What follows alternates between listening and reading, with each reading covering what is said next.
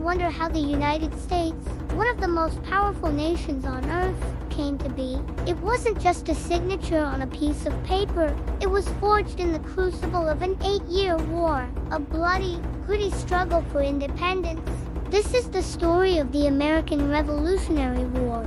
Let's travel back to the 1770s. The 13 American colonies were under British rule, and tensions were boiling over. The colonists felt crushed by taxes imposed without their consent. Think of the Stamp Act and the Tea Act. They cried no taxation without representation, but their pleas fell on deaf ears in London. The air was thick with resentment, and it was only a matter of time before a spark would ignite the flames of war. That spark came on April 19, 1775. The British, hearing that colonists were stockpiling weapons in Concord, Massachusetts, sent troops from Boston to seize them. But the colonists were ready.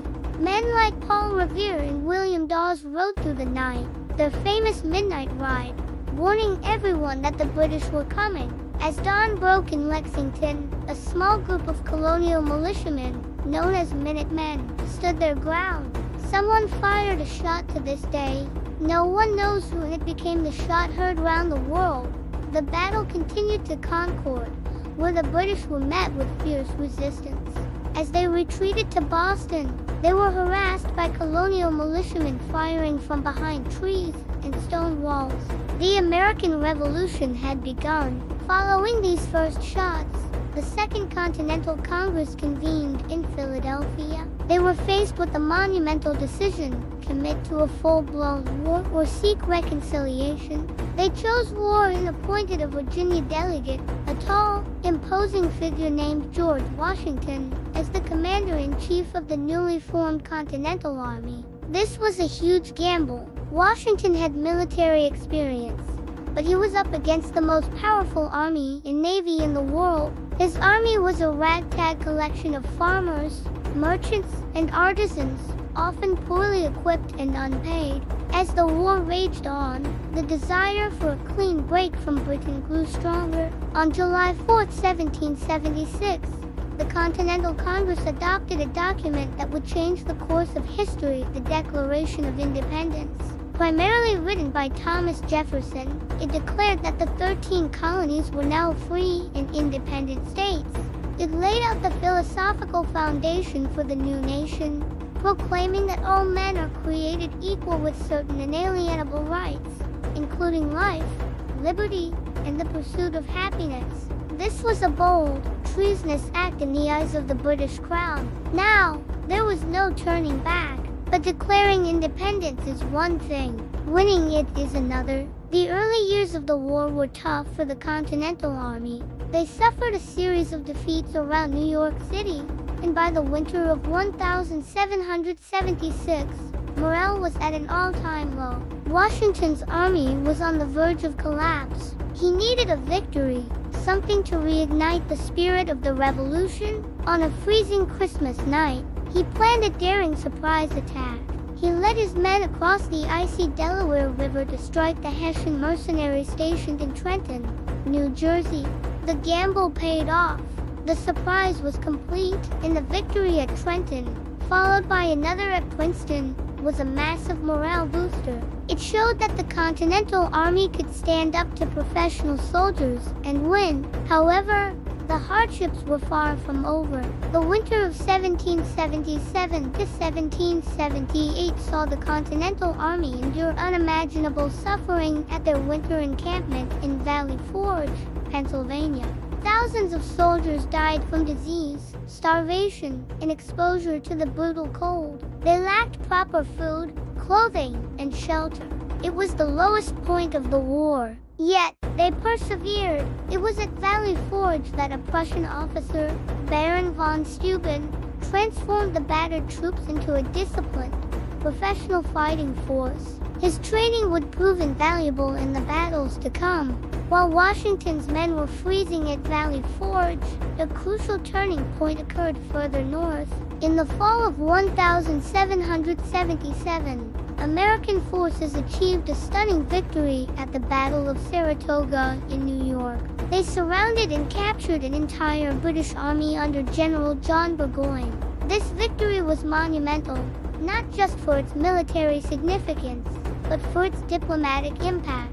It convinced France that the Americans actually had a chance to win. Benjamin Franklin, serving as the American diplomat in Paris, masterfully used the victory at Saratoga to secure a formal alliance with France in 1778. This was a game changer. The French provided money, weapons, soldiers, and most importantly, their powerful navy. What had started as a colonial rebellion was now a global conflict, with Britain having to fight on multiple fronts. Spain and the Netherlands would later join the fight against Britain, further stretching their resources. The war then shifted its focus to the southern colonies. The British hoped to rally loyalist support and conquer the region.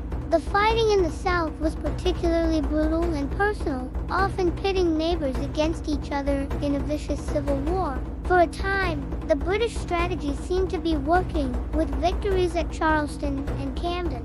But American guerrilla fighters like Francis Marion, the Swamp Fox, kept the resistance alive with hit-and-run tactics that frustrated the British forces.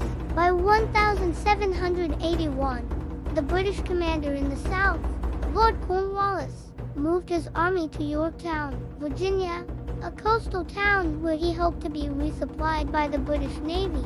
This was the moment Washington had been waiting for.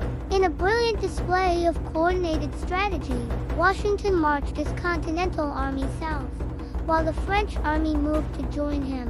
Crucially, the French Navy, under Admiral de Grasse, sailed to the Chesapeake Bay and defeated the British fleet, cutting off Cornwallis's escape route by sea. Cornwallis was trapped. The combined American and French forces laid siege to Yorktown, bombarding the British relentlessly. Outnumbered and with no hope of rescue, Cornwallis had no choice but to surrender on October 19, 1781, as the British soldiers laid down their arms. Their band is said to have played the tune "The World Turned Upside Down," and indeed, it had. The siege of Yorktown was the last major battle of the war. The fight for independence was effectively won. Though the fighting had mostly stopped, it took 2 more years to formally end the war. Peace negotiations took place in Paris, with Benjamin Franklin, John Adams, and John Jay representing the United States. In 1783, the Treaty of Paris was signed. Britain officially recognized the independence of the United States and ceded all territory east of the Mississippi River to the new nation. The war was finally over. The American Revolutionary War was more than just a series of battles. It was a struggle for an idea, the idea that people could govern themselves. It was a long, hard road filled with sacrifice and uncertainty. From the first shots at Lexington and Concord to the final victory at Yorktown, it was the courage, resilience, and determination of ordinary people that turned the dream of a new nation into a reality. Thanks for watching. If you found this journey through history interesting, please give this video a like. And don't forget to subscribe for more stories that shaped our world. See you next time.